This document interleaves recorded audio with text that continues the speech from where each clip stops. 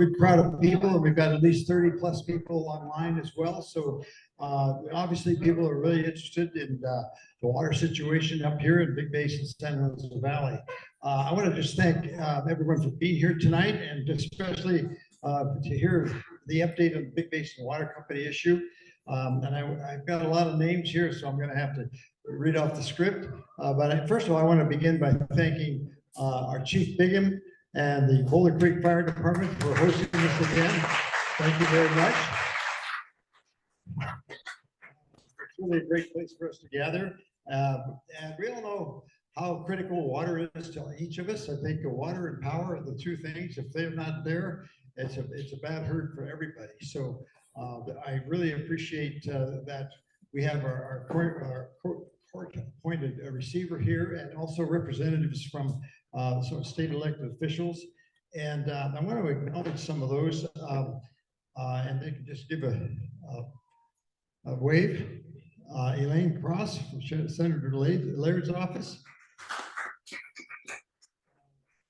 Is that Joan from Assemblymember Dale Pellerin's office? Yeah, Dave Reed, he is the director of the county's Office of Response, Recovery, and Resilience. You'll hear, and that'll be short. You're going to hear OR3, so that's recovery, response, recovery, and resilience. Jason Hoffman is the county's public information officer.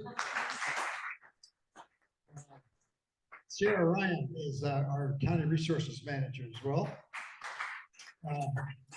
Joe Serrano, he's way back there. I think he's really the director of the local agency formation commission. So thank you, Joe, for being here. Also, we have from the San Luis Valley Water District, and I hope I don't leave anybody out, but Jeffrey Hill is the president of the water company, and his colleague is Bob Foltz, right there. Let's see. Brian Fruce, the general manager of San Luis Valley. There he is, right there. Also, we have representatives of the State Water Resources Control Board's Division of Drinking Water, Central Coast Regional Water Quality Control Board, Board of the Public Utilities Commission. So they're online, and they're going to be listening to what we have to say and the issues that we're facing. And now, really what I'd like to do is introduce our court-appointed receiver, Nicolas Jaber, who was here months ago. He is the one that is overseeing, his office is the one that's overseeing the Big Basin Water Company operations. Lynn Rossiter from Moonshot Missions is right here too. And Rachette Avery Mariam, there she is right over here. Yeah, nice to see you. So what we're going to have is make some presentations. Please let them complete those, and then let's wait till everybody has made their presentation, and then you can ask some questions. I think that's the best way to do it. So we get the full picture, and then you can go ahead and answer some questions. So with that, Nick, do you want to just start this off? And thank you again for being here. Thank you, Supervisor McPherson. Good evening, everybody. My name is Nicolas Jaber, and I do notice a number of you from the last time we were in this firehouse, Chief Bigham, and everyone. Thank you very much for having us. We appreciate it. So as most of you know by now, I am the representative of the court receiver, Serviam by Wright, and you'll notice probably that we changed our name also since the last time I was here. So if there's any confusion about that, we changed our name. Besides my role as an attorney for the firm, I oversee all of the receivership appointments, including the Big Basin Water Company. 6 months ago, in November of last year, and that was just shortly after the court ordered our appointment as the receiver for the drinking water system. The supervisor's office and I held our first town hall here. And now the audience is maybe a bit larger. The wastewater treatment plant is also within our possession and control as the receiver. Note that that is a separate receivership action. Just a few preliminaries. This is a hybrid meeting, and so just notice that people are attending virtually as well, and that this is being recorded.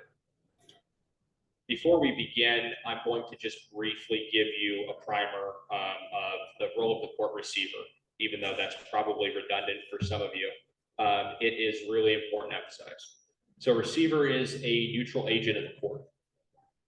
In this case, my office has been appointed to serve as the agent of the Superior Court of the state of California for the County of Santa Cruz. As a receiver, my firm, Serviam by Wright, has assumed possession and control of the drinking water and wastewater systems that comprise the Big Basin Water Company. Ownership has not changed, though, importantly.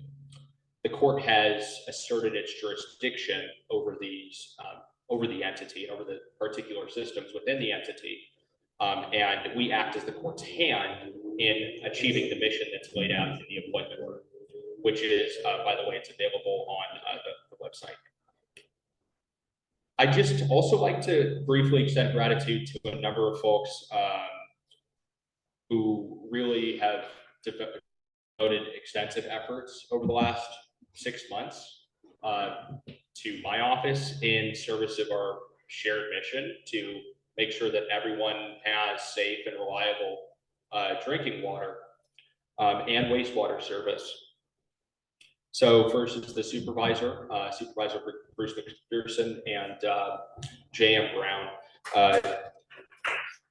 Dave Reed and Sierra Ryan, some of these folks have already been mentioned, but I just can't emphasize how instrumental the county folks have been at every step. And that'll become a bit more clear as I define some of the things that we've done over the last 6 months. Jason Hoppin and the Office of the County Counsel, Matt Machado, Annie Puckett, and Beatrice Bronco as well. And I'm certainly forgetting a number of folks, but I just want to say that from the court receiver's office, we really sincerely appreciate the county's efforts. I also want to thank the offices of Senator Laird and Assembly Member Pellerin. Thank you very much for all of your correspondence and assistance, and Congressman Panetta as well. Also, quick thank you to the folks at the CPUC and the State Division of Drinking Water. Jonathan, you're here as well, and we appreciate that. And the Central Coast Board, as well as the Santa Cruz County LAFCO, Joe Serrano in particular, who's also here and dressed dapper in the back. And then finally, DWR, which is the Department of Water Resources, which has extended an $850,000 grant to the drinking water portion of the company. Last but not least, you're probably wondering who's sitting to my right here. This is Lydia Rossiter, and her colleague, Richette Gaber is right here in the audience as well. Lydia and Richette are from a nonprofit organization called Moonshot Missions. And Moonshot Missions is actually a national organization, I believe, founded by the former GM of DC Water. Is that right? And the entire purpose of this organization is to lend pro bono services, expert services, consulting, engineering, funding, all of the above to small, struggling water systems throughout the country. And it's remarkable that they exist. And they have, their organization has accepted Big Basin as one of its projects to receive its pro bono services. And that is a big deal for a lot of reasons.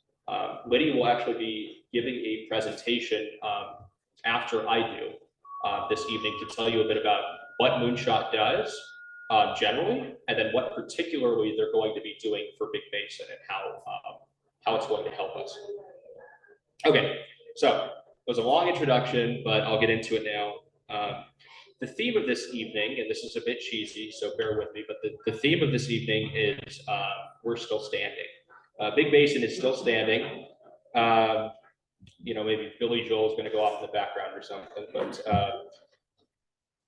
Big Basin, writ large, okay, drinking and waste, is more functional and better prepared than it was when we were appointed. And I'm sure, certainly, than it has been in probably a number of years. And you all know that better than I do, but that's certainly our impression. However, the future is still uncertain. And we have some pretty extreme challenges that are common along the lines that we discussed last November. Also some new challenges with respect to, namely, funding, infrastructure, some customer compliance issues, which are newer, and consolidation and other transition prospects. We'll talk about all of this tonight, but we're still standing, but we've got some big issues, and we're going to be totally transparent about that, so you all know what's going on. Okay, roadmap, really quick, so you know how this is going to go. First, we're going to talk a little bit about the changes since we last spoke in November, highlighting some key developments and some successes and operational updates. In line with that discussion, you'll actually also hear briefly from Mr. Brian Cruz, who is the interim general manager of San Lorenzo Valley Water District, who's sitting here with us. Next, I will highlight some of the challenges in detail. And finally, I'll talk about what's going to happen over the next number of months, ostensibly until we do this again, hopefully in 6 months or sooner. After that, I'll give Lydia the mic, and you'll hear from Moonshot Missions. And then following, we will have a Q&A session that will take up the majority of the time, so everybody has a chance to ask questions. And following, I will stick around as long as anybody wants to chat. Okay, so what has changed since last November? A great deal. I'll start with the wastewater side. Well, first of all, as I mentioned, we were appointed as the receiver for the wastewater side, which wasn't the case back in early November. The wastewater treatment plant is a much smaller operation, and the receivership inherited the system in a condition that was roughly compliant with the majority of state regulations, which is not the case on the drinking water side. At the same time, though, the wastewater treatment plant came with its own distinct challenges, particularly with respect to its ability to operate at economy of scale, right? And the transition options are really what we're getting at here. We were appointed specifically to transition ownership to a willing and responsible party on the wastewater side. And the operational budget was extremely slim. And so we had to effectuate a transition very quickly. We were, despite those circumstances, able, in working with the county of Santa Cruz, to, frankly, at breakneck speed, reach an agreement where the county decided that it would step up and assume ownership of the wastewater treatment plant.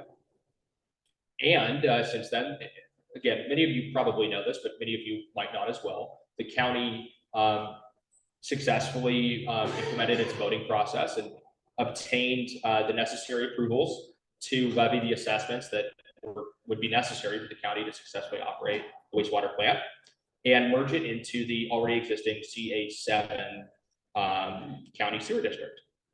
So the case in point is that it's incredible that that's happened so quickly. It's incredible that the county stepped up and did this. Nobody else would, and nobody else was positioned to either. And so we're really appreciative that the county did that. We're appreciative that the customers engaged in that process. And at this point, just know that the CPUC is reviewing the advice letter, which is necessary. They have to weigh in basically and approve the transfer. We're finalizing agreement with the county right now.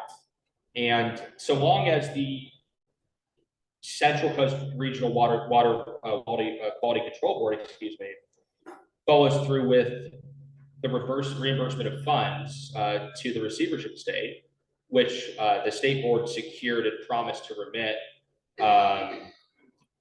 to the receivership estate to fund emergency operations and retrofits. As long as that happens in a timely fashion, my office plans to solicit the court's final approval of that transfer, settle the receivership estate, and secure a discharge, and then transfer the ownership to the county.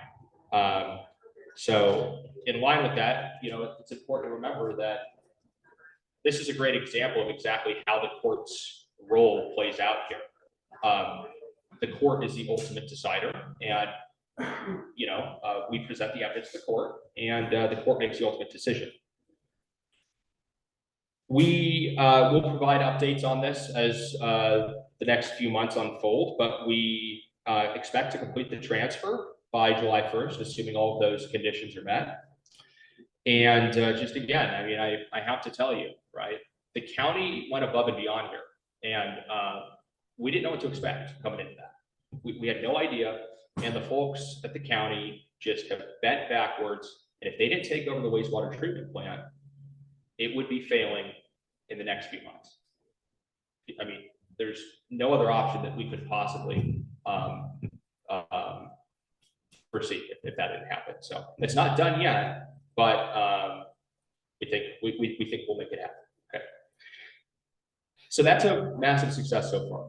Also for the drinking water side, because the wastewater treatment plant was and is seen as a liability to the drinking water system. And of course, for the wastewater customers, this means that the cost has gone up, and that's unfortunate. But the reality is that at least you can bear in mind that you're going to have a sustainable and safe and reliable service. So did the best we could, and we thank the county for that. On the drinking water side, just taking a step back for a moment. When we were last here, the drinking water system side of the receivership estate was totally unfunded, except for a $40,000 emergency bridge offered by the county. Central States had just walked off the job, and we inherited basically no operational billing system, no complete customer list, and it was a terrible place to be, absolutely terrible. We've come a long way since then, and I'm going to tell you a little bit about what that means exactly. So first of all, as some of you probably know, the county and my office have secured an $850,000 grant from the Department of Water Resources.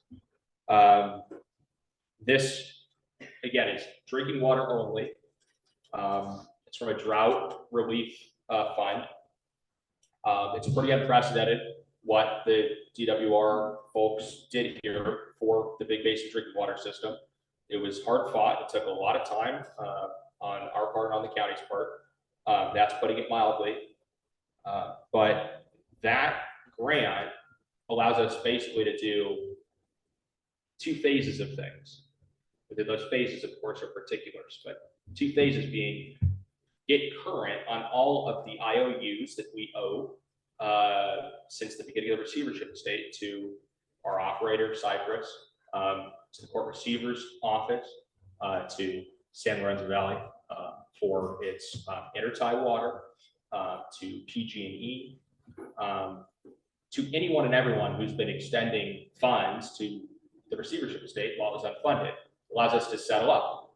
And number two, it gives us another 4 months or so of operational room.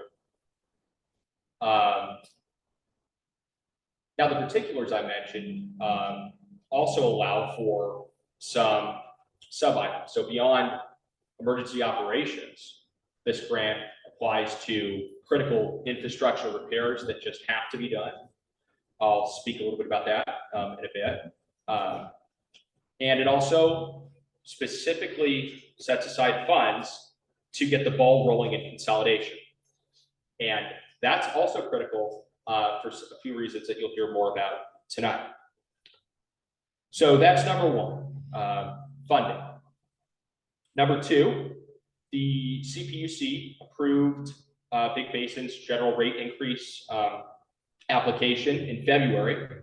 That was advice letter 83W, just in case anybody would like to look that up. It was approved on February 15th of this year, resolution number W5271. This rate increase will be reflected on the bill you're receiving next. There will be a notice in that bill as well that lays out exactly what the rate increase consists in. And I could just briefly, I mean, if you don't already know about this, it'll be posted on the website after tonight and, you know, whatnot. You can research it, but I'd like to just tell you kind of at a glance what that looks like. So the new base charge for a standard 5/8 and 3/4 meter is $53.49. The quantity charge is now $5.33 per 100 cubic feet. I would like to just compare that to the current rate of the San Lorenzo Valley Water District.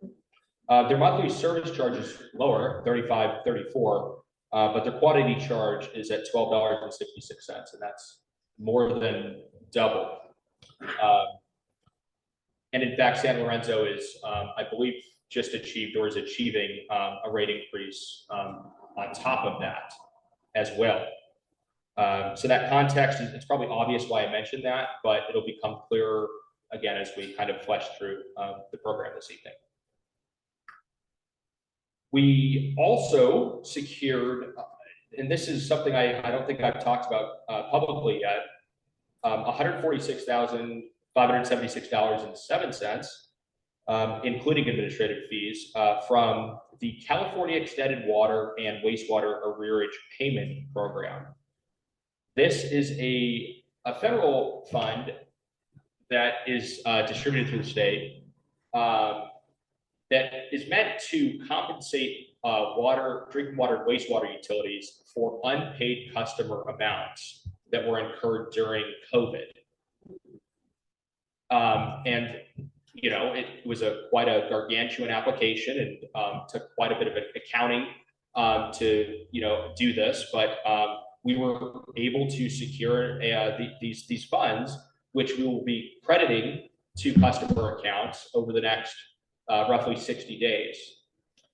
So just note that that is all of the funds that we can accurately account for as being properly credited for customer amounts due between March 4th of 2020 and December 31st of 2022 will be paid to the water company in consideration for those past due amounts.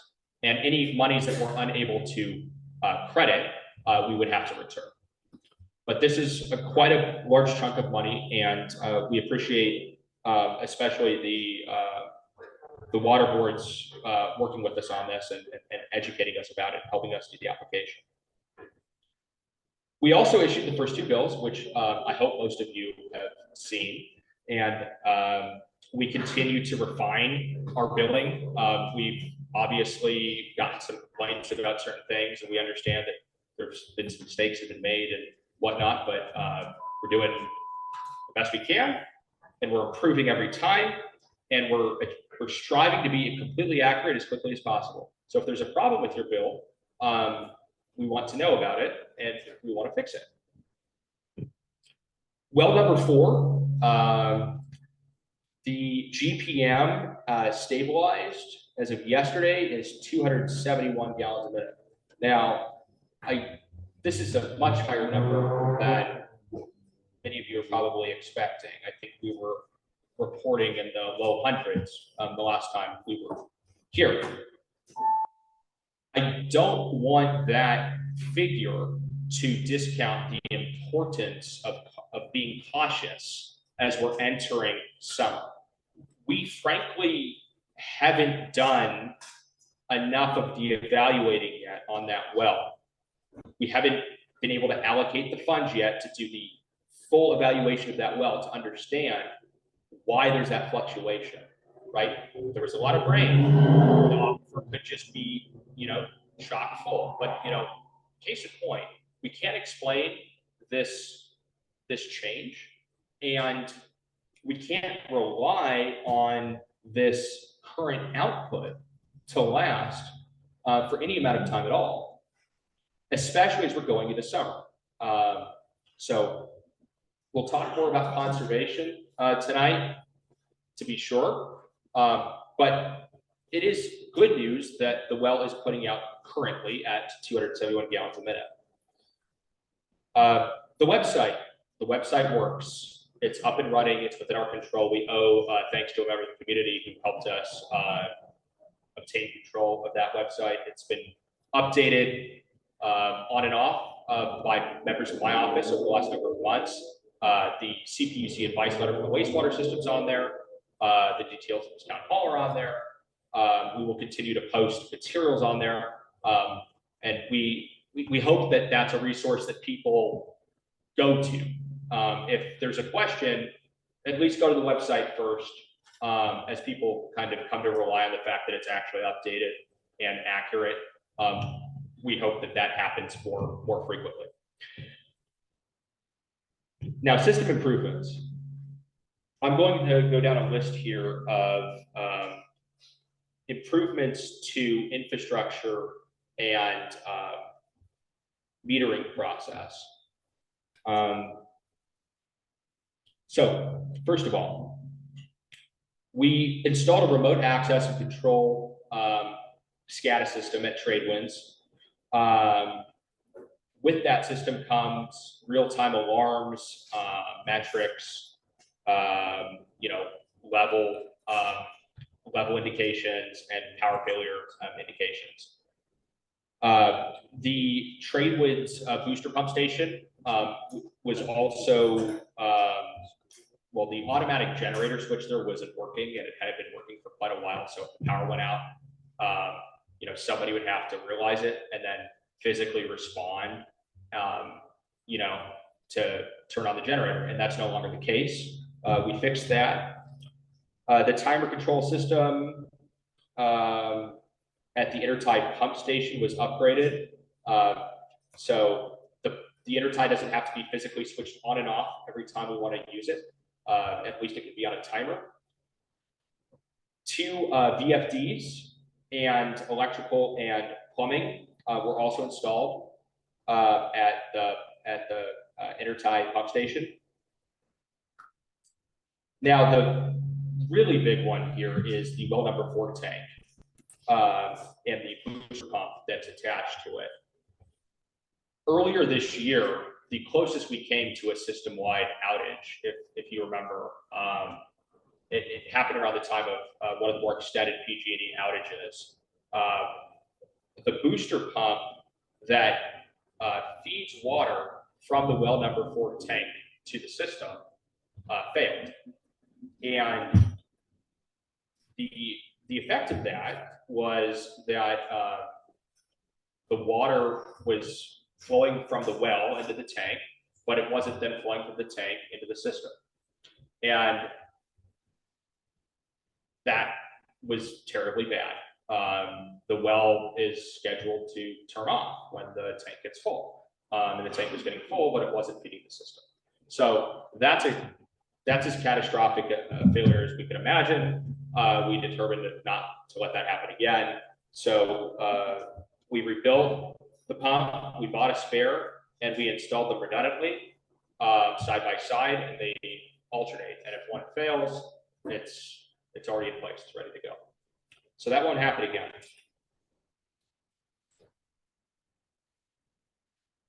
We also have an automatic flow control system installed to control the well tank system. At the Jameson and the well tanks, we also installed the SCADA remote systems. We installed a 5,000 gallon poly tank at the Rosita tank, in addition to the existing tank. We removed and replaced the Ogres tank with a poly tank. And with respect to the metering, this is also a pretty big development. Some of you might have seen Miles and his staff at Cypress over the last few weeks doing an especially comprehensive meter reading. And so what's going on right now, Cypress is geotagging the exact locations of all of the meters in the system. And on top of that, he's obviously assessing the condition of the meters and replacing meters when they're broken, talking to customers, discovering connections that aren't in the system, discovering connections that are blatantly illegal and that involve physical intermeddling with the system, and logging and notating those things. So this is a massive effort. To date, we've done 330 meters. We suspect that there are between at least 200, but as many as probably 300 or 350 other meters that need to be located, tagged, assessed. And that's happening imminently, like over the next week to 2 weeks. So this is the point at which I'd like to mention kind of the last pending update on the positive side here, which it has to do with San Lorenzo. And it's kind of a quasi update. I don't have anything specific to report, but I do want to introduce Mr. Brian Cruz, the interim general manager of San Lorenzo Valley Water District. He asked if you could say a few words, and we're excited to hear from him. So, Mr. Cruz.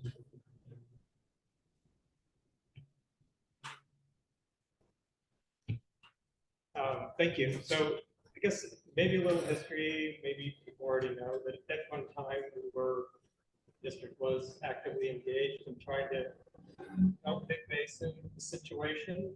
I know that, put it shortly and succinctly, those efforts did not prove to be fruitful. And at some point, the district had to actually decided that we can't take ratepayers' money, existing ratepayers of the district, towards an effort that's a consolidation effort. It's not going to prove fruitful.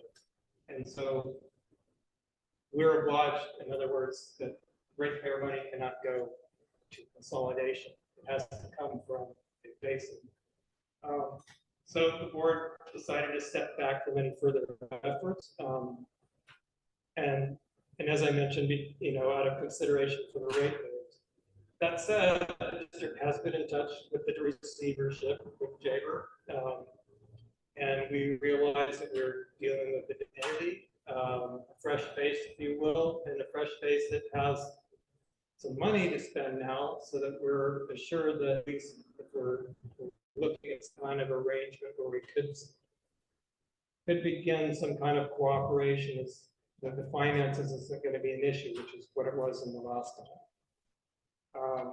So I am looking to see how we can put together some kind of agreement that I can take back to the board for approval. And that's the one thing I want to say is I am the interim general manager, but I cannot speak or commit anything to the district without board approval. So it's worth noting in parallel, as staff hasn't gone unnoticed, that we're in the process of consolidating two of your neighbors, Brackenbray and Forest Springs. And it's the same trunk line that goes to feed those communities, that it's going to have to be upgraded to make sure that we have adequate fire flow now, given that the CZU, they were also suffered from the destruction of the CZU fire just as well. And now any upgrades they have to meet these standards so we can achieve adequate fire flow for all these communities. But it is the same trunk line, and that doesn't go unnoticed. And of course, this is all contingent on all these pieces falling together and adequate funding, et cetera. But I just wanted to give you that bit because I know that you may have a lot of questions for the district, but I thought I would put that out ahead of time. So thank you. Thank you very much, Mr. Cruz. I'll tell you, I didn't expect Mr. Bruce or representative of any kind from San Lorenzo to speak here tonight. And we had a conversation, a meeting earlier with the supervisor and some of the other county folks with Mr. Bruce, and I just want to say that we appreciate your willingness to come here and speak directly to us. So thank you. Now I'm just going to spend a few moments on some of the key challenges that are really a continuation of what we discussed last time and that I've been intimating at this evening. So funding. The DWR grant is a big deal, okay, but we estimate that it'll get us about 4 more months of general operations, of water purchase, of all the costs and expenses that are involved in managing the water company. So that is concerning. Number 2, customer revenues and billing. Customer revenues are still too low. That's the reality. Again, we're on the drinking water side.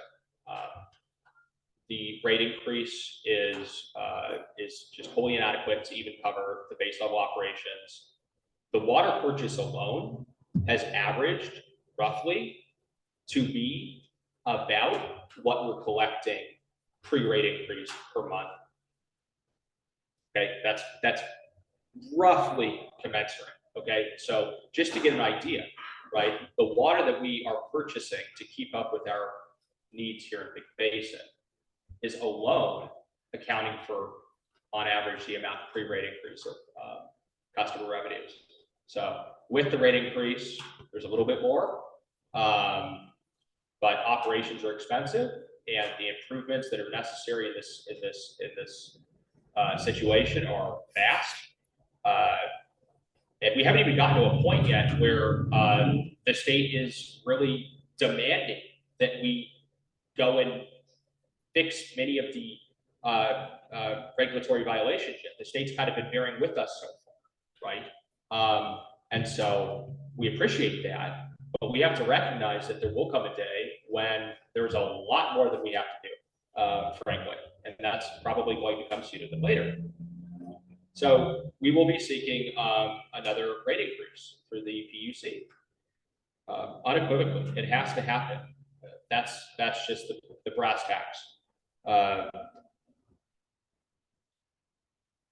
We still have some billing snafus, and we still don't have a complete customer list. So again, those are things that we're making progress on, but it's still a bottleneck for us. Non-payment. Currently 455 customer accounts have past due balances. That's striking. That's a lot of people that have past due balances. Now granted, that's not the number of people that didn't pay in the last billing cycle. That's the number of people that have an outstanding balance due, period.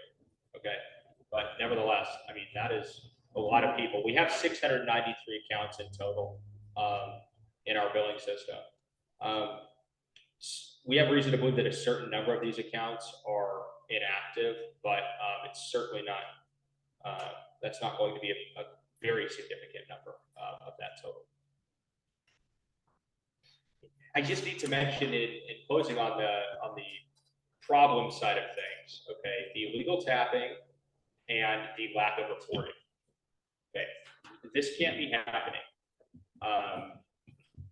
When we discover a meter that is obviously running and it's obviously delivering water to a home, and that home is not in our system, and the residents of that home haven't made an effort to get into our system,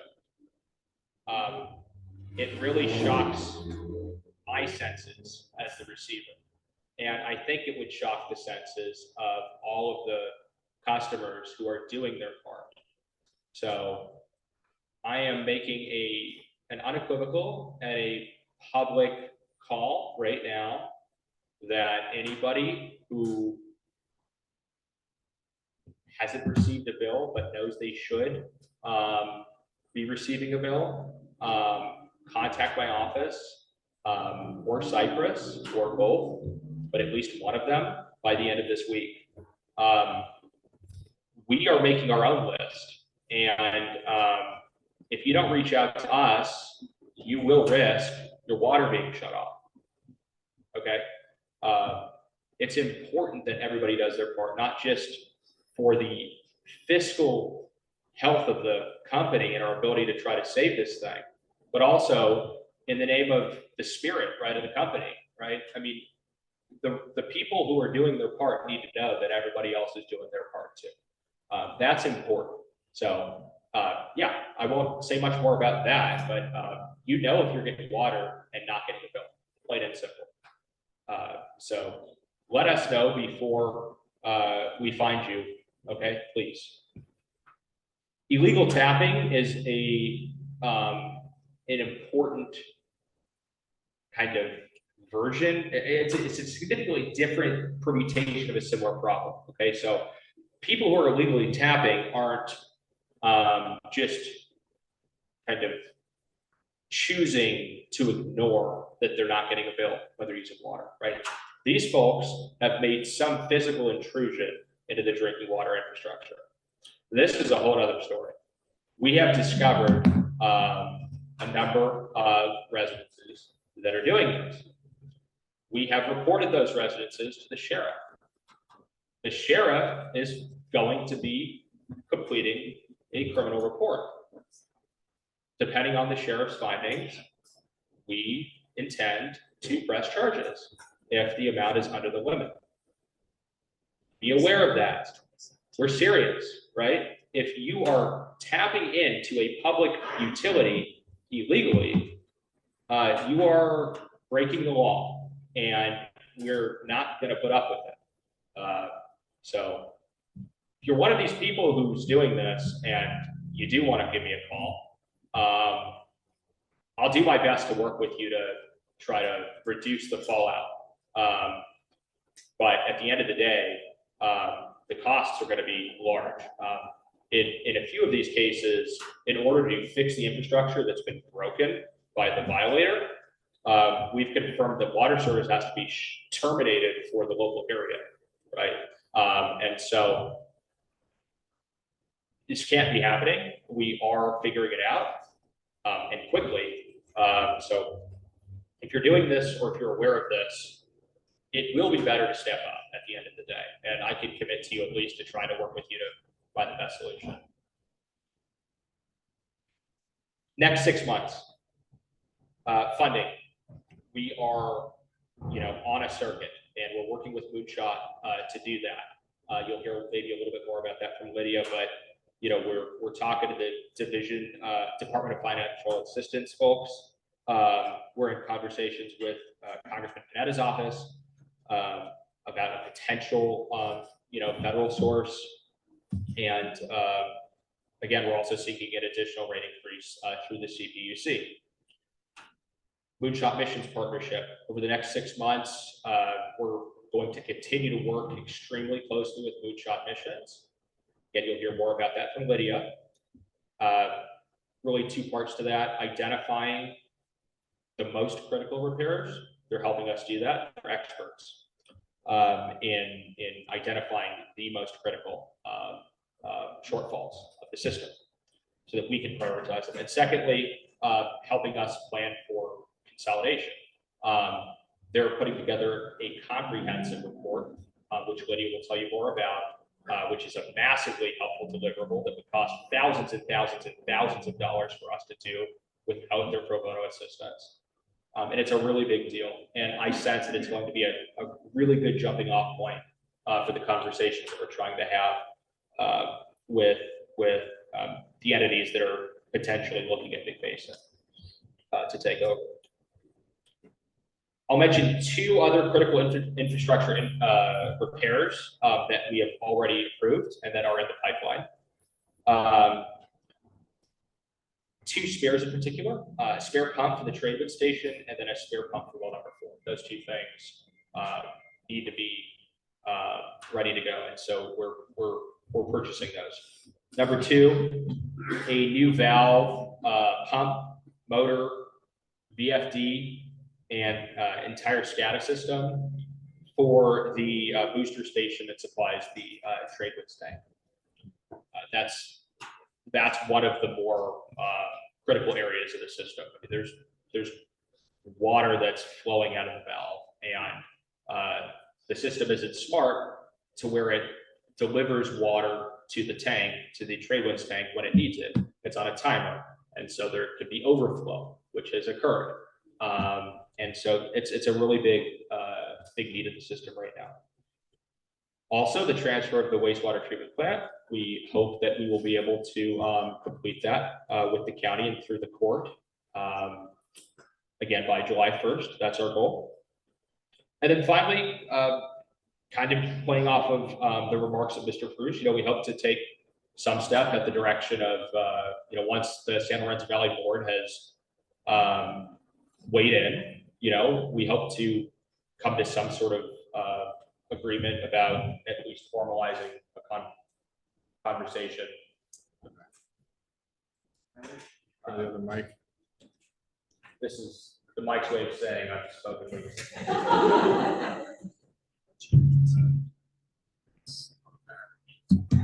That's actually the end of my speech. So actually it is. Lydia, I'll hand the mic off to you. Again, I will be around for a Q&A, but without further ado, Lydia, Ruff. Thank you, Nick. I'll try not to run the battery out on this one too. Okay, you can go to the next slide, please. Okay, so I want to talk to you tonight about what Shut is, what our work is, what our funding source is, what we're doing in particular for Big Basin, our approach to that work, our preliminary observations to date, and some next steps. So that gives you a roadmap of where we're headed. Next slide, please. Okay, so I'm here with my colleague Rashad, and we're here with Moonshot Missions. We are a nonprofit consulting firm, and we work to help utilities operate better. And we work with both drinking water and wastewater systems. We assist utilities that are facing really, really tough challenges, usually at no cost to them, not always, but in this case, no cost. We're not selling anything, and we don't benefit any way financially by any decision that's made by a utility, or in this case, by the receiver. We're here just to provide advice. Next slide. We do this all over the country.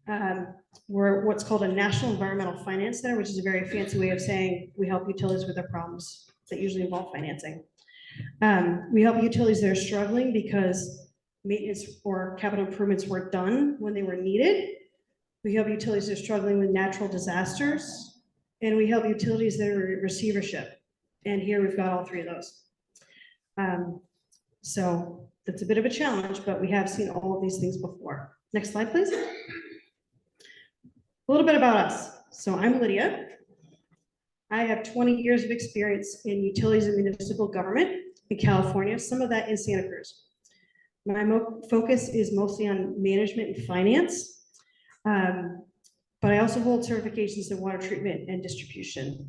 And what I think is maybe most helpful on top of that is that I'm based here in Santa Cruz County, so I'm one of your neighbors. That allows me to understand more of the context of what's going on. I don't understand all of it, but I do have a good starting point. And I don't claim to know exactly what you've gone through over the last 6 months or indeed since the fire, but I do care deeply. I want you to know that. And I'm honored as your neighbor to serve in this capacity. Rashad has 7 years of experience working with and supporting small drinking water systems in Arizona. She's phenomenal. She specializes in technical management and financial capacity building, financing, funding, emergency preparedness. Her bachelor's is in environmental science, and she has a master's in water policy. She's also a water treatment and distribution operator certified.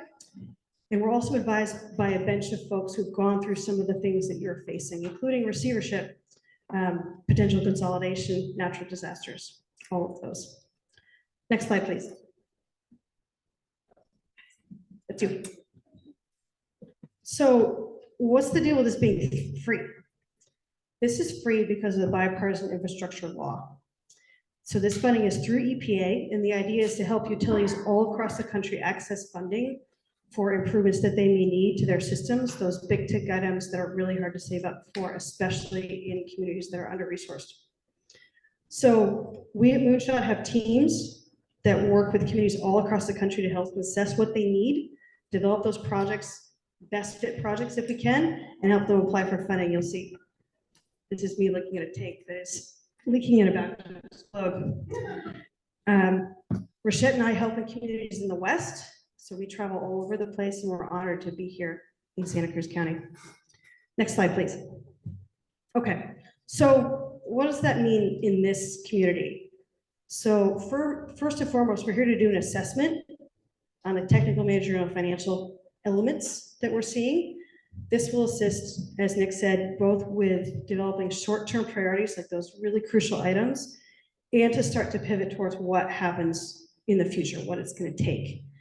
So this list is what we've agreed to do here, 360 review and identify projects. And then for those different options of what might happen in the future, we're going to look at what that would mean for funding availability and what that would mean for long-term sustainability. Then we'll develop a project plan roadmap of those necessary steps to get funding, and we'll help apply for it. That's our job. The receiver, as the leader of the company, is in charge of running Big Basin right now, and our assessment will inform Nick's preparations for the future and his recommendation to the court. That is our hope. And we'll, as I said, be prioritizing projects for running it right now, and also for getting ready for that future transition that we think is so important. And we have agreed between us that our report will be available publicly, so you can all see all of those pieces and see what we saw. Next slide, please.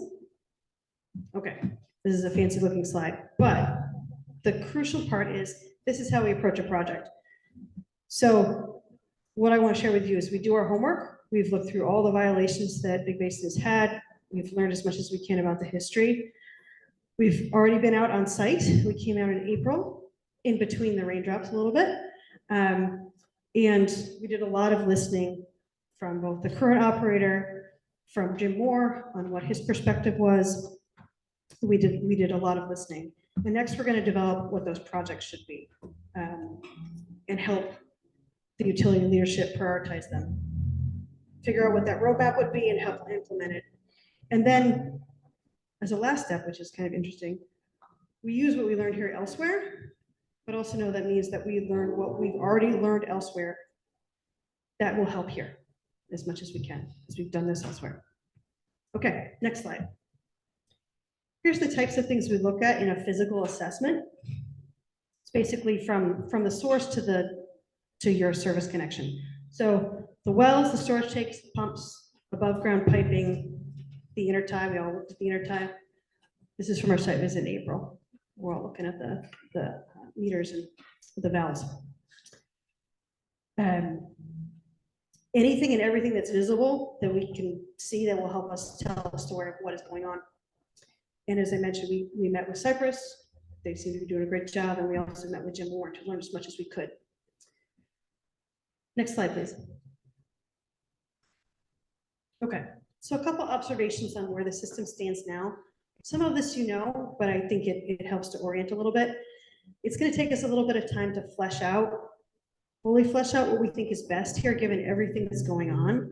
But I want to share some thoughts with you after our site visit last month and my take on how we got to this point.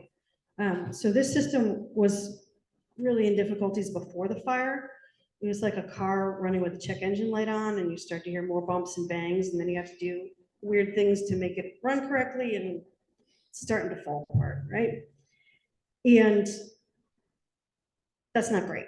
There were a lot of pressure problems, outages, and the state became very concerned about compliance, as they should, which along with the lack of enough water supply directly led to the receivership. But that lack of water supply is very much affected by the fire, right? That fire was devastating. It destroyed the surface water treatment plant. As you probably know, this is the valve that would be connected to the water service treatment plant. So I'm standing where the treatment plant should be. It's not there anymore. So by losing that surface water supply, you are left with your backup source. Well, number 4. I'm calling well number 4 the little well that could, because it is trying so hard to provide you with enough water. And Nick mentioned that it's pumping like 270. That's way more than it technically should.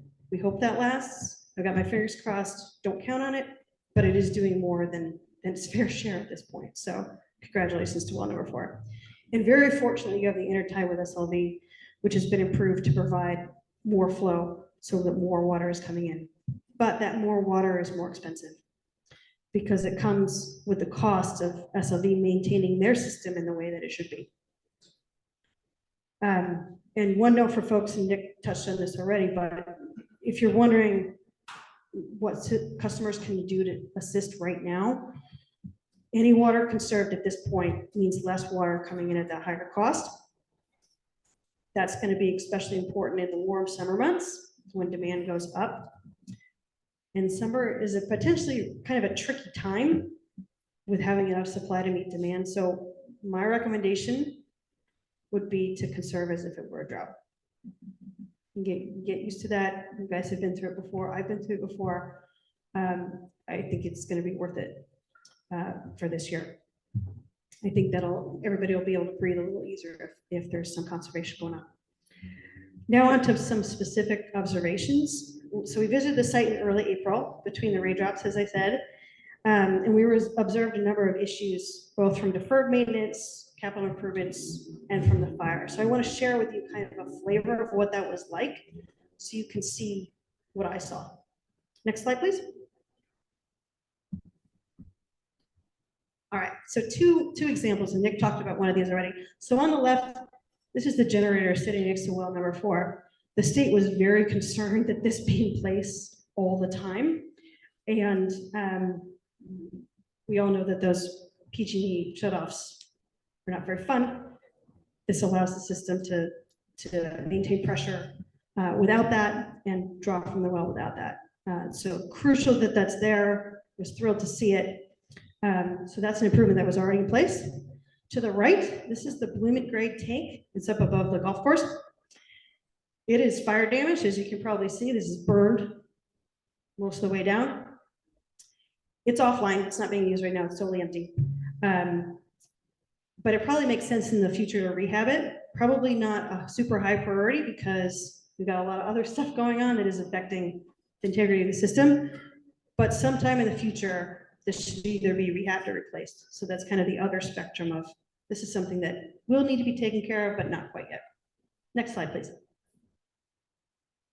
Okay, here's an example of a change that was made since our site visit. On the left, this is the Oberst tank. On the left, it's leaking, and you can see there's visible holes in it. It's also partially covered with fire debris. But on the right, this is what it looks like now, this week. So it's been replaced. This tank is whole. It doesn't have any holes in it. It's not touching fire debris anymore. It's definitely improved, and Cypress gets a lot of credit for making that happen on top of running the system. It's a lot to handle. And next slide, please.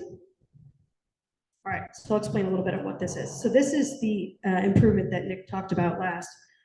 So this is well number 4. The storage tank is up here. And here are the 2 pumps installed in parallel. And that means that you have some redundancy in the system, as he said, and it allows each of the pumps to rest rather than being run pretty frequently, right? So this is a good improvement. And it's something that has happened since we did our site visit. So those slides kind of give you a flavor of what we saw, a mix of things that are complete, in progress, and things that'll be future improvements. And through our assessment, and as things continue to evolve over the next months, we'll be working with the receiver and the current operator to prioritize the use of that very limited $850,000, only a portion that's for capital improvements. So prioritizing the use of that limited funding for just the most important things that we think need to be taken care of now.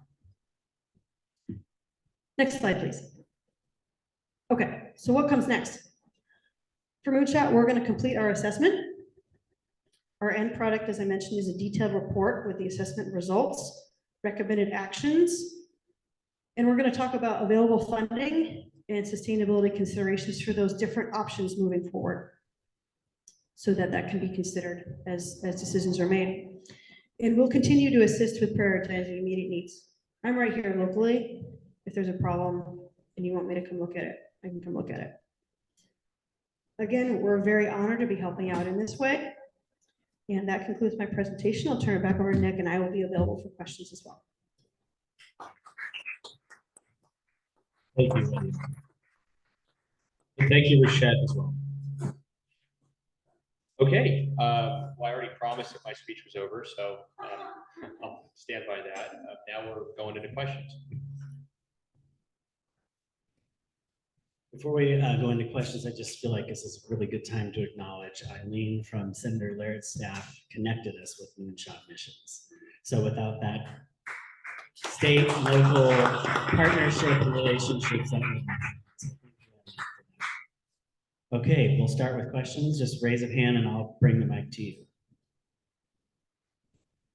Yes.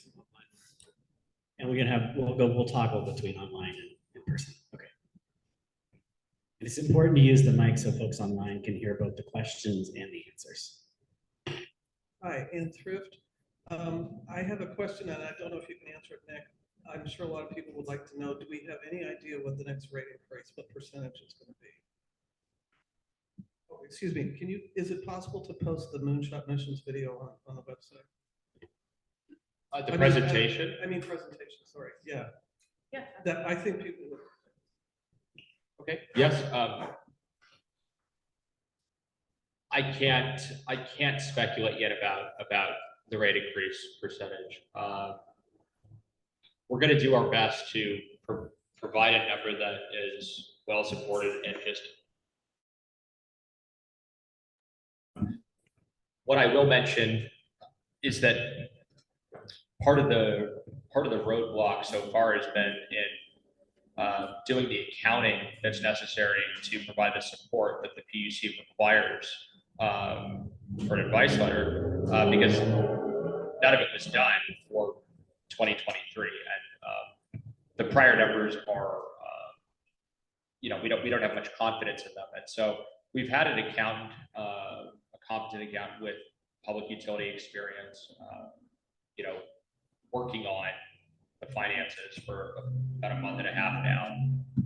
And so for some of those reasons, we're still evaluating the numbers, and we're trying to figure out, what's absolutely necessary to request.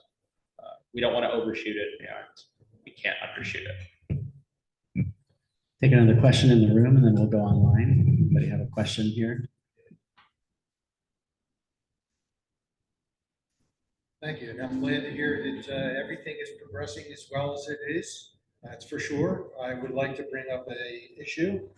There are about 11 homeowners that have been ignored, that have not had their water restored since the fire. We've made many opportunities to bring it up to people. We are out of sight, out of mind. Question: we have homeowners that are sitting on dirt. They don't know if they want to rebuild. If there's no water, what's the point? There's homeowners that we don't know if we could sell. There's no water. We don't know. There's new people that are moving in with promises that were given by the previous company that are not being taken care of. We are ignored. The question that everyone asked me to come down here is what's going to happen. And if it's not going to be taken care of, and even if there's a company that buys us out or buys it out, will they ignore us even more?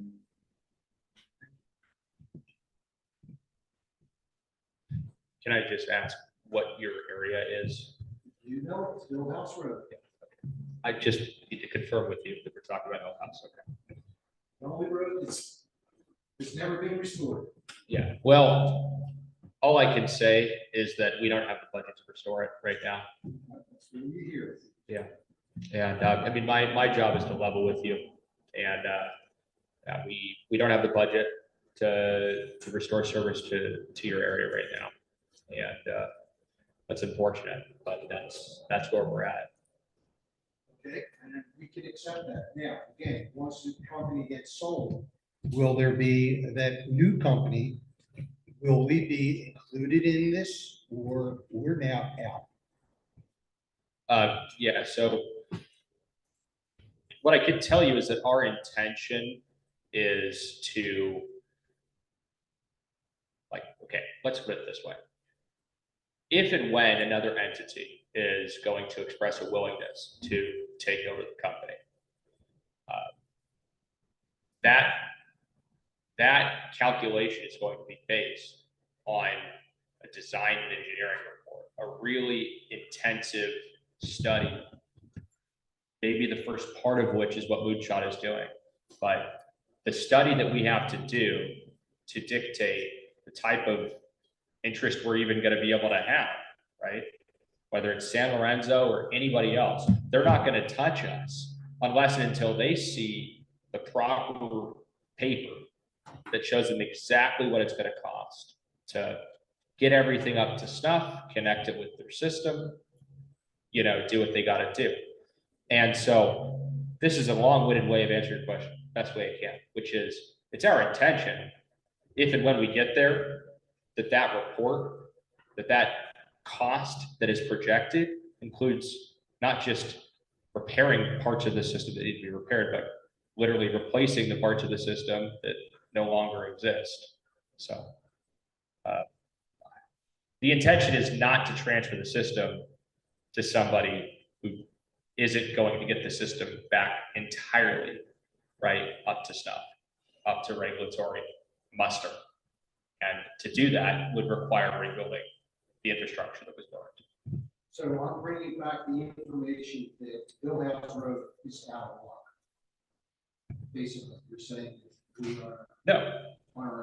No, what I'm saying is the receivership state right now doesn't have any funds to go and rebuild the area. But the transition plan that we intend to get to is gonna include the cost of rebuilding. In all good faith, my neighbors is sitting here thinking, if there's revenue coming in grants, they should take care of the people that don't have water. Okay, we're going to take a question online and perhaps you can take this conversation at the end of the meeting. Well, can I just say Sure. one more thing? Yeah. I mean, I personally haven't gotten a call or an email from you or for anybody else. Yes, you have.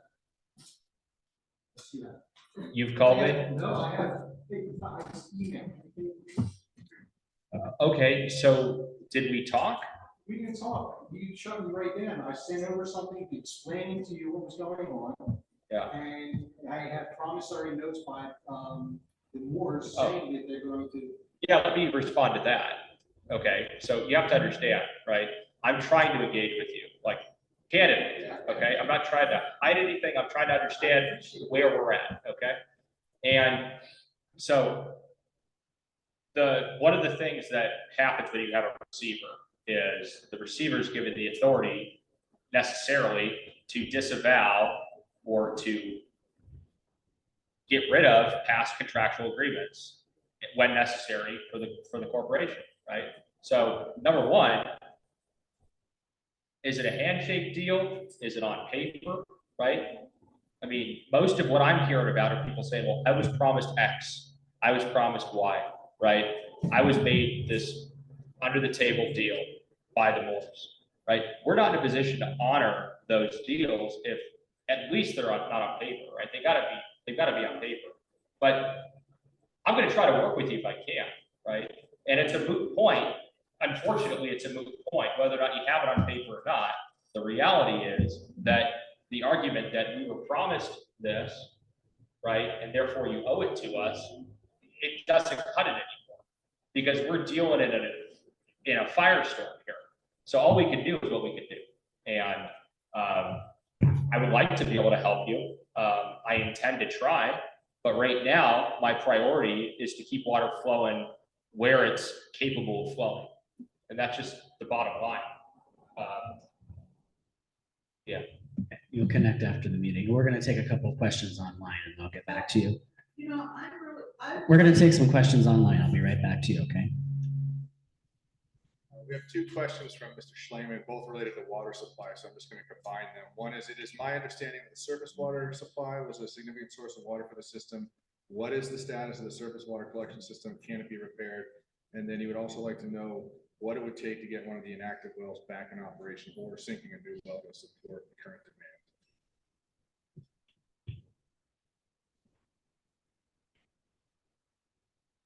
Okay, I'll say something briefly, then give the microphone to Lydia. The surface water treatment plant is no longer existent.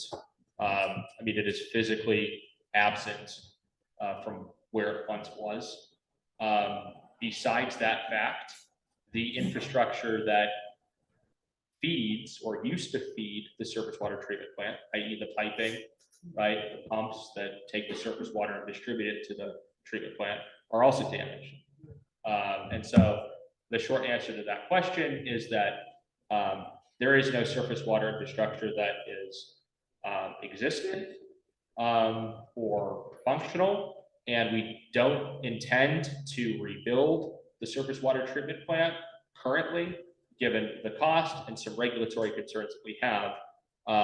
In addition, you know, we've kind of roughly explored in principle what the cost could look like for a new wastewater treatment plant. We're talking in the millions of dollars. 2 to 3 million is a figure that was thrown around minimum. And so with that type of investment, don't mind the fact that that's, about 4 times, 3 to 4 times what we've been able to secure writ large to run everything for an extended period of time, right? So even if we were able to get that sort of money to do a capital improvement, we'd have to be darn sure that the capital improvement that we're investing in is something that is necessary and conducive to the future plan of the system. And so investing that kind of cash without knowing exactly what the future plan for the system is yet wouldn't be a prudent call at this point. Lydia? I'll talk about the wells really briefly. So well number 4, the little well that could, doing everything it can right now. There are a number of other inactive wells that, as far as we could tell, have not produced anything. So I don't think those are worth exploring. There is one well that's producing a little tiny bit potentially. That's something that potentially could be explored to see if it could produce more, but that in itself is a big effort. At this point, I'm not sure that that's worth it. I think understanding more about what the potential future options would be a good first step before deciding like what else needs to be done in terms of big changes to the water supply. Even wells are expensive. They're drilling them all over the place, and doesn't guarantee that it'll produce. So it's, wells are a little tricky like that. It's an underground river. You're not quite sure where it is. So, I'm a little hesitant to say, go ahead and start exploring that at this point, until it feels like the right time to do that. Just quick follow-up on that too. The little well that Lydia is referring to, that's not well number 4, that could potentially produce, is not online. It's not functional. That well has a problem with the way it was designed. And in any case, we're told that it doesn't produce much more than, I don't know, between what, 5 and 20 gallons or something, max. Yeah. So it's not nothing. Everything counts, but the reality is that well can't be online right now because of an environmental sheathing issue. And so we're getting to the point where we're trying to spend the money to figure out how we can bring that well online, but it's not there yet. And then with respect to drilling, something we're considering, certainly considering, but the county folks probably have something to say about this too. I am told that it's absolutely astounding that the well, as it's positioned here, produces anywhere near what it produces. So, I would defer to the experts on on that one, but just know that it's pretty spectacular that in that geographic area, we're able to get the output that we're getting out of that well, and it's highly unlikely that we will be able to achieve anywhere near that, barring some, super luck or something, is what we're told, basically. Now we can take your question. Thank you for your patience. My name is Janet Friedman. I have been on Big Basin Water since the 70s, prior to the Moores purchasing it. I've also lived on Hill House Road. All of those properties had legal meters. I live a couple blocks away. I lost my home. I haven't lost water other than a few months. But I just think it's totally unacceptable for them to have to bring in their own water. I mean, it's not convenient. There isn't money. How can there not be grants for them to have water? I'll follow up in writing, but thank you for listening to me. And I'll just respond briefly. I mean, I really hope that you're not getting the impression that I'm disinterested in what you're telling me. If there's a way to do what you're asking, we'll find it, right? But in the first 6 months of the receivership, when we can barely keep the electricity flowing, right, and the intertie flowing, that's my point, right? It's not that I'm disinterested in what you're telling me. And hopefully over time, we'll be able to show you that we can figure out a way to solve this, but right now we can't. So I'm not telling you that we don't want to solve it. I'm just saying with the resources that We're we. almost 4 years since the fire. Yeah. No, we'll have a discussion about that particular fact about the trucking out of your water. We'll talk about that particularly. Yeah, I could commit to that. Any questions in the room? Hands?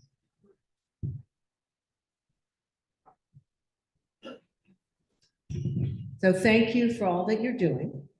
We want to appreciate that. We want to appreciate what Cypress is doing and how hard they're working. Okay. We know, no, seriously. And the billing and all that they're trying to do. We know how hard that is. So we do want to thank you. And one thing that was said, and I just wanted to understand it a little better. When we're looking, a little more long-term, we're trying to get well number, the well that could be, right? That we want to be, but well number 4. So that's like our only really operating well per se. And I heard you talking about but these were tanks, right? So is it basically we have well number 4 and we have the intertie? That's really what it is. And that's kind of like how Big Basin Water is going to operate within at least the next year, right? Do I have that? Yes. Okay. All right. Well, thank you so much for providing us this intertie. We do appreciate it. Okay. We know we're getting good quality water. So we do want to thank you. Okay. Even if it is expensive, but we do appreciate it because we want our water. And thank you again for all that you're doing. We do appreciate it. We know it's hard and it's unattainable in many ways. I take a question online. This is a request for clarification on the moonshot report. They're wondering if you're going to include future potential options for backup alternative water supplies. So I think about this in a couple of different ways. One is there are a number of future options. I think there were 7 in the report that went to LAFCO. Some of those Big Basin would be on its own. Some of those Big Basin would be annexed or working with somebody else. So I think I see it as those additional backup options would be needed if Big Basin was on its own, but would not necessarily be needed if it was annexed, especially with San Lorenzo Valley. They would have to tell us whether how much the intertie could potentially provide, especially if that trunk line is being upgraded. But it's something that I see in the context of what the future choices are. So Big Basin, if it were to be its own entity, would necessarily, I think, need to either formalize an agreement with SLV to provide a substantial amount of water for a long period of time and or explore more backup options. Yeah, Big Basin has a severe capacity issue. And I would say that that's one of the issues that keeps me up most, is the capacity issue. So at this point, all we can try to do is stabilize, continue to stabilize. Continue to stabilize, make the upgrades and the changes that we're capable of making. Make sure the company doesn't fail before we can transfer to responsible ownership. And in that transfer, the idea is that, the massive upgrades, the capacity issue, all of those things would be tended to upon that transfer. That's the idea. We have another online question. What avenues are being pursued to secure operation funding once the current grant runs out? Well, I mentioned DFA earlier, the Department of Financial Assistance. There is a pathway within DFA to achieve kind of pre-consolidation funding, as long as you're headed down the path toward public consolidation. This is my understanding. We've had conversation or two with them about that. And, Moonshot is lending some assistance as well with respect to its own contacts and some of the various grant opportunities. But I can tell you that we're pursuing the DFA route, and we're pursuing the federal route as well. There are some other complications with that, but those are processes that happen overnight. So I think we first met with DFA maybe late last November, early December. Perhaps it was January at the latest. But case in point, we're laying the groundwork to apply for the public funds that are existent. And part of the other problem to be aware of too is that the Big Basin community is not technically metriced to be a disadvantaged community. Okay, some of you might know this, and that fact alone curtails the amount of public money that's available to the community water system. That is a very fundamental fact. So we're trying to work around that reality right now the best we can. I was just going to add that the county at the staff level and certainly at the elected level is committed that if Moonshot and Nick identify other grants that they are not able to apply for as the entity of the receiver or the water district or the water company, that certainly the county will look at being that applicant as we are for the DWR grant for the $850,000.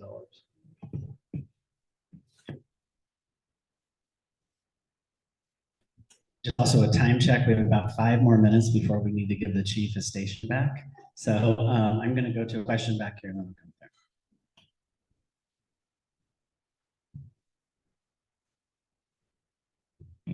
there. Hello, I'm Nicole Launderberridge. I'm with Brackenbray, and I don't want to take away from the Big Basin people because I truly understand your struggle as we try to recover from the fire. We lost our treatment plant. We did go the FEMA route. We were fortunate because we're a critical nonprofit, but it's not enough money, and we're currently working with the SLV Water District to do consolidation. A project that was estimated by the district, the water district, was going to be $3.5 million. It's turned out to be a $12 million project, and that includes 4 springs. And it also includes a backbone of 12 inches in diameter to hopefully basically bring water up the valley to Big Basin. And I just want to let everyone know here, both elected and agencies, that in order for this consolidation to work out with SLV, one of the very first steps is to consolidate Brackenbray and then 4 Springs and then get to Big Basin. There's about $5 million worth of deferred maintenance within SLV. They have 2 and 4-inch diameter main lines running up 236 and West Park. And that needs to be addressed in order to lay the groundwork for Big Basin. So we're all in this together, and the rearview mirror is getting smaller in relationship to the fire. And Bracken Bray has worked very hard as 24 homes to secure 1.25 million, but it's not enough. And the grant that SLV secured, it will end up being $2 million in construction, is only going to fund SLV's 2-inch and 4-inch. And so I would just plead for those people who are in the room who have some authority in this process to help 3 water companies to look down between Big Basin and SLV and understand that struggle needs to be addressed in order to help out Big Basin in their success and consolidation. Thank you. Any other questions in the room? Okay, I'll take you next. You and then we'll go back online. Hi, so you highlighted the fact that you're estimating we have about a 4-month runway of remaining funds on the existing grant. And I know that you also highlighted you're looking at additional funding opportunities, but it takes time. What scenarios are you envisioning happening at the end of this 4 months? What do you see as the range of possibilities that customers and residents might experience then? Sure, thank you for the question. I intend to find funding. Honestly, that's the plan. That was the plan the last time we were here. And frankly, we didn't have 4 months then. We didn't have 2 weeks then. So all I can say is that we are just going after the grant public monies that could possibly pertain to us. We're grateful that Moonshot Missions has so much expertise in this area. We're leading on them. We're leading on the county. I mean, the amount of the DWR grant, I realized after Dave's comment that I didn't mention the key fact, which is that the DWR grant isn't capable of being remitted to a private company. And so the county has stepped in as the grantee, and the county is doing the legwork on that. And so we have a lot of support. We have a lot of good people who are rooting for us, but also spending a lot of time to locate public funds for us on top of those people in my office that are doing the same thing. So we intend to find funding, but we also intend to raise customer revenues again. And we're considering all options, including an emergency surcharge for the PUC. Yeah, I said it in the first meeting, and I'll say it again. Ultimately, the financial burden, the brunt of the financial burden here is likely going to fall on the shoulders of the customers. That's just the likely reality here. We're going to do our best to maximize the grant money that we can obtain. We will fight for it unlike anybody else. I can guarantee you that. But whether it's through rate increases, and an eventual assessment, or both, the customers need to be prepared for the financial burden falling on their shoulders. Yeah, how quickly can the CPUC turn around a rate increase or an emergency assessment to get you the money that you need and the timeline you need? A number of months. Much of that process depends upon whether or not it receives any protests. So every time an advice letter is filed, there's a protest period. If there's no protest, which is highly unlikely, as nicely as I ask, I know just some people will protest, and that's fine. But the moment that there's a protest, right, it more likely than not adds a few more months to the process. But I can tell you this, we have a good working relationship with the PUC. I mean that we're working with them very closely on the wastewater treatment plant transfer. That's happening probably in a record timeline. I mean, absolutely record timeline. They're really trying to help us out. So they have a process. Everybody knows that. God love them. I mean that, right? The PUC has its process. And I wish it were more streamlined, but the folks there are seriously doing everything they can to move things quickly. I have a really fast one, okay? From a county perspective, since you're doing the grant and all the rest, and I know it took some time. I work from government, I understand government. Do they have access to the money now? Are they starting, you're doing reimbursement requests? So is that clicked in? Yes. Yes, all right, cool. Okay, we're gonna just take one more here, then we've got one online, and then we're gonna have to wrap it up. I just have a quick question. Do you have a known number of Big Basin customers? And can you share what that number is? 697 accounts exist in our database. We do not know how many customers there are. Every day we're finding new ones. Every day we're finding accounts that are in the system that should have been deactivated many years ago. It's not about making excuses. I'm truly trying to be as candid as I can. The reality is, when we became the receiver and Central States left, we got a quasi-customer list from the Moores. We got a quasi-customer list from Central States. We got some names from the county and from the state boards. I mean, we basically spent a few months trying to put everything together. Meanwhile, Cypress is on the ground, checking meters, talking to people. We made a public plea last time that people emailed me with their contact info. We got about 95 people that did that. That was very helpful. But yeah, the biggest bottleneck right now to just the normal operation of the system, right, is exactly as you're firing, right? It's about not knowing exactly who our customers are, not knowing exactly where the meters are. But we're getting very, very close to sorting all of that out. And I have a vague memory of Jim Moore mentioning right after the fire that he lost 200 customers following the fire, but that's just what I remember him saying. And those customers may never come back, so we're kind of looking at a reduced population of Big Basin Water customers.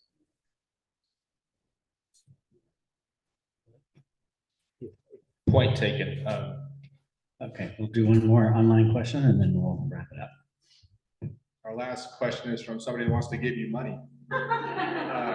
Says they're new to the area and just received their first bill. The bill states the payment is due via check to the Big Basin Water PO box. Is that the only way to provide payment? Yes, it is right now. We are trying to look into the online payment portal infrastructure. I realize that it's crazy that you can only pay with a check to a PO box. I get it. I mean, it really is crazy. But for now, that's how it works. If you do have, for some reason, if you can't get a check or if you can't pay that way, well, it's better to contact us and tell us that than not paying. But yes, for now, PO Box 197. We are in possession to control the PO Box. Cypress processes they don't deposit the checks, but Cypress collects the checks, logs the checks, credits the accounts, confirms the accuracy of the figures. We receive the checks, confirm everything, and deposit it in the receivership of the state trust account. So that's how that works. Before we close out, just letting you know that we're going to make a video of the Zoom call, and we'll give you, Nick, a YouTube link that you can put on the Big Basin Water website, and you can refer your neighbors who couldn't be here tonight to that YouTube link. So the supervisor will. Yeah, I just want to thank Nick and Moonshot for being here tonight again and to clarify, explain what's going on. Also, I didn't see Christopher Radford, 5th District Supervisor candidate. He's here tonight too. Being in late, but it's nice to see him. But this is really a very difficult situation, and I'm sorry that any of you had to live through it. But we have done, and I can't tell you enough about my analyst, J.M. Brown, what he has done. He has been phenomenal. like Nick had said, we got the wastewater plant, there was no way it was gonna get done, and it got done. And I'm really appreciative of that, and everybody that worked on that. And now we just have to see what we can do to bring this whole thing together. We are continuously seeking grants. We've had tremendous cooperation with the PUC, wastewater, state agencies all over. And then last but not least, again, thanks to Chief Bingham and letting us have his Boulder Creek Fire Department. Everybody have a nice evening.